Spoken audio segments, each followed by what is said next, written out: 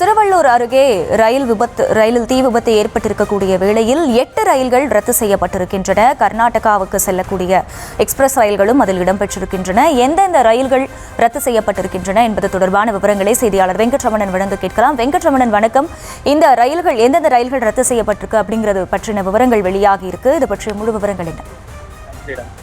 வணக்கம். திருவள்ளூர் அருகே எரிபொருள் ஏற்றி சென்ற சரக்கு தீ விபத்து ஏற்பட்டதன் காரணமாக 8 ரயில்கள்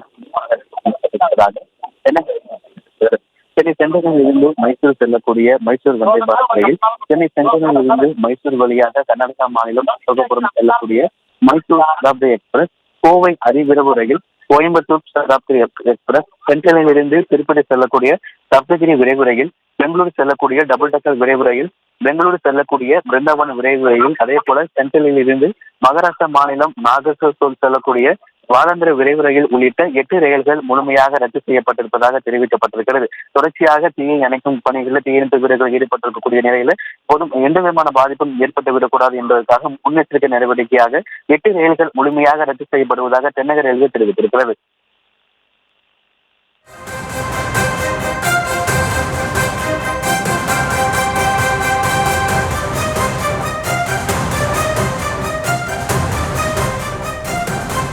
விவரங்களுக்கு நன்றி வெங்கட்ரமணன்.